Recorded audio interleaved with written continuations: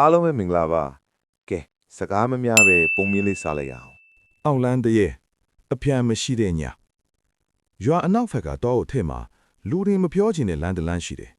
လမ်းကတောင်တက်မဟုတ်ဘူးချောင်းလေးအောက်ကနေရှောက်ရတဲ့အနှိမ်ဆုံးလမ်းလေး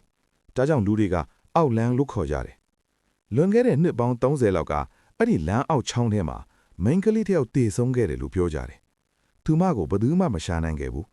ခန္ဓာကိုယ်မတွေ့ဘူးဒါပေမဲ့ညအတိုင်းချောင်းရည်ထဲကနေငိုတန်ကြားရတယ်တညမိုးရွာသွေးသွားတဲ့နောက်လေတို့ကအေးမြနှက်ဆိုင်နေတယ်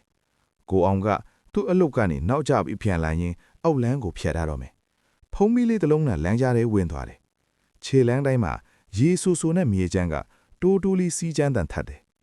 တခါတလေသူ့နောက်ကခြေတန်းတစ်ခုထပ်ထူထူလိုက်လာတယ်လို့ခံစားရတယ်သူရက်လိုက်တော့ခြေတန်းလေးရပ်သွားတယ်ပြန်လျှောက်လိုက်တော့ခြေတန်းကထပ်လျှောက်လာပြန်တယ်သူ့လေပင်နောက်ဖက်ကအေးဆက်တဲ့လေးတစ်ချက်ဖြတ်ခနဲ့ထိလိုက်တယ်ဖုံးမီကမတော်တဆလန်လင်းပျော့ပျော့ဖြစ်သွားတယ်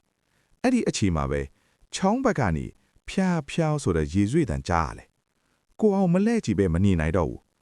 လှဲ့ကြည့်လိုက်တော့ချောင်းထဲကနေစပင်းရှည်ရှည်နဲ့အဖြူရောင်အဝတ်ဆုပ်ဆုပ်ဝတ်ထားတဲ့မိန်းကလေးတယောက်တထီးလေးထွက်လာတယ်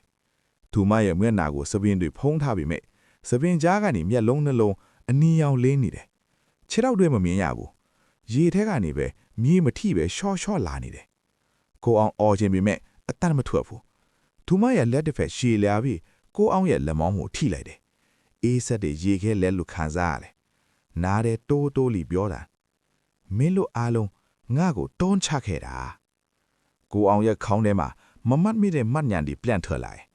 လွန်ခဲ့တဲ့နှစ်တုန်းကသူတို့လူငယ်တစုအဲ့ဒီချောင်းသားမှာရေမောကစားခဲ့ကြတာမိန်းကလေးတယောက်လက်လျှောကျသွားတဲ့အခါဘသူမှကူညီမထားခဲ့တာသူမရဲ့လက်ကိုသူယောက်ကဖယ်ရှားခဲ့တာမကယ်ကြဘူးတရေမိန်းကလေးအထံကအရန်နိကလာတယ်ကိုအောင်ရဲ့မျက်နှာကိုစပင်းဆို့ဆို့ဒီဖုံးသွားတယ်ဖုံးပြီးလုံးဝပျောက်သွားတယ်အမောင်အသွေးမှာတစ်ချက်တည်းတရေအော်တန်ဤထွာလာတယ်နောက်နေ့မနက်မှာတော့ရွာသားတွေကချောင်းသားမှာကိုအောင်ရဲ့ဖုံးပြက်လေးပဲတွေ့ကြတယ်ချောင်းရည်ထဲမှာလှိုင်းလေးတစ်လိုင်းမျက်နှာပြင်ကိုထိုးဖောက်ပြီးထပ်ထလှုပ်ရှားနေတယ်ညတိုင်းအောက်လန်းကိုဖြတ်သွားသူရှိရင်ရေဆူဆူလက်တစ်ခါကခြေထောက်ကိုဆွဲလိမ့်မယ်ပြီးရင်နားတဲ့တိုးတိုးလီမေးလိမ့်မယ်ဒီတစ်ခါကဲမလား